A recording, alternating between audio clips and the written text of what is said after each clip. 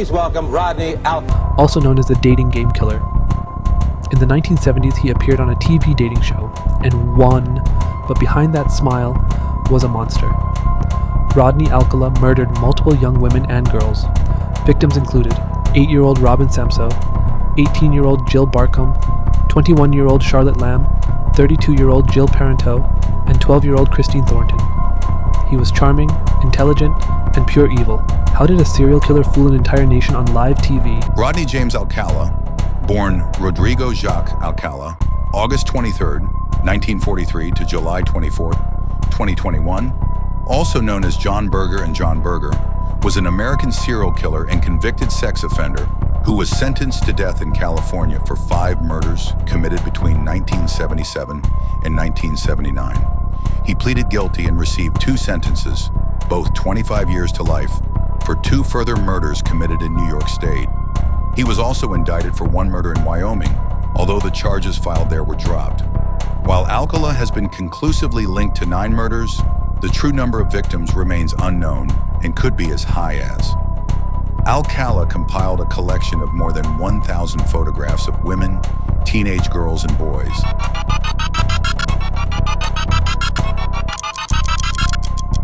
Many in sexually explicit poses.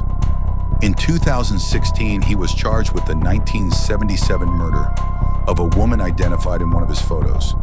Alcala is known to have assaulted 1 other photo subject, and police have speculated that others could be rape or murder victims as well. Rodney James Alcala's crimes were not impulsive. They were calculated, patient, and deeply disturbing. He didn't just attack his victims. He studied them, approached them with charm, and slowly gained their trust. Alcala often presented himself as a professional photographer, offering to take pictures of young women and children.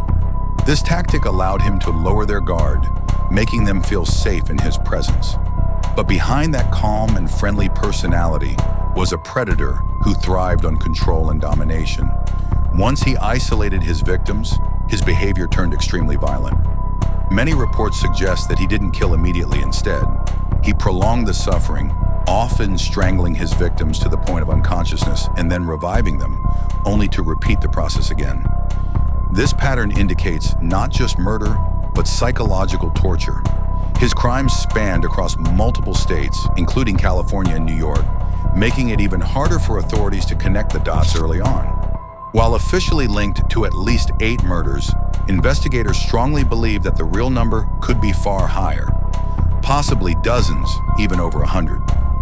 The most terrifying part was how normal he appeared in between these crimes. He blended into society, attended events, and even appeared on television, all while hiding a deadly secret. Perhaps the most widely known victim is Robin Samso, 12 years old, murdered in 1979. Robin was just a child, innocent, full of life, and passionate about ballet.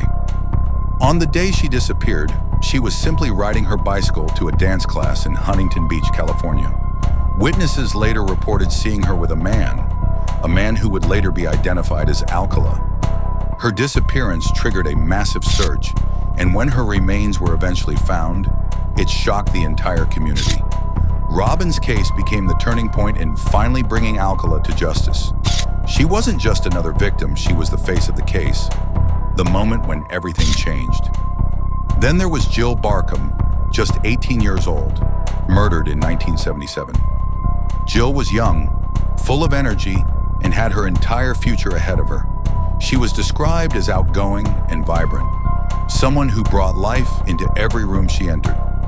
But in a cruel twist of fate, her life ended violently after she encountered Alcala. Her body was found in the Hollywood Hills, a location that would later become linked to multiple victims. Jill's case is especially heartbreaking because of her age.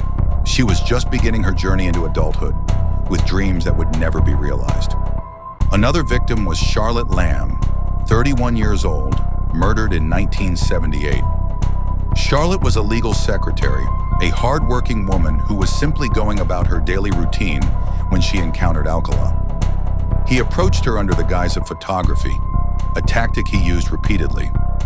Witnesses later reported seeing her with a man who matched Alcala's description. Charlotte's body was later discovered in a remote area, showing clear signs of strangulation.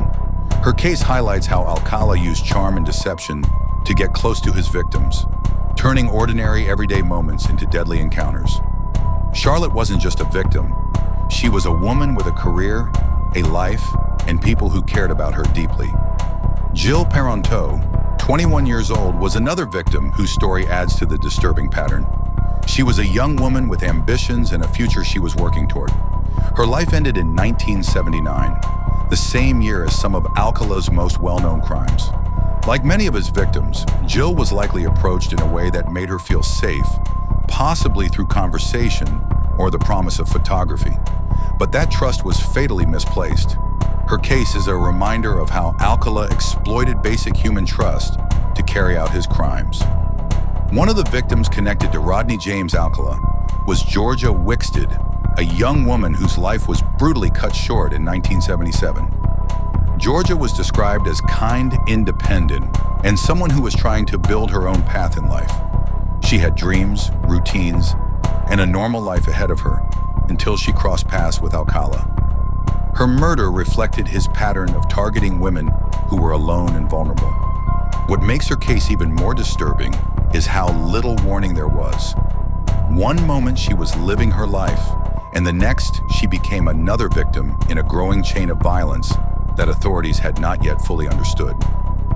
The investigation into Rodney Alcala was long, complicated, and filled with missed opportunities.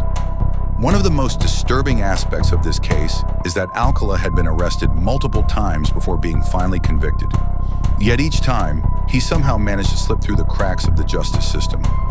After the attack on Tali Shapiro, Alcala fled the state and avoided capture for a period of time. Even when he was eventually arrested, legal technicalities and system failures allowed him to receive lighter sentences than expected. This gave him the opportunity to continue his crimes. It wasn't until the disappearance of Robin Samsoe that investigators began to connect the dots more seriously. Witness testimonies placed Alcala with Robin shortly before she vanished. Additionally, forensic evidence in his prior criminal record started forming a stronger case against him. When authorities searched his belongings, they discovered a chilling collection. Hundreds, even thousands of photographs. These weren't ordinary pictures. Many of them featured young women and children in unsettling poses. Investigators believed that these photos could be a visual record of his victims, but identifying them proved to be extremely difficult. The investigation eventually expanded across multiple states, involving different law enforcement agencies.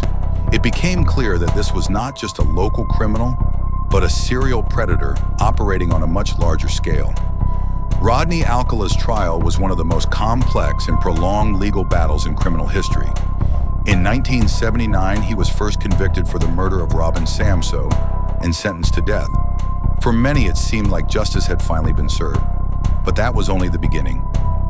Alcala appealed his conviction, and shockingly, the court overturned it due to procedural issues. This meant that the entire process had to start again. For the victim's family, it was like reliving the nightmare all over again. A second trial followed, and once again, Alcala was found guilty and sentenced to death.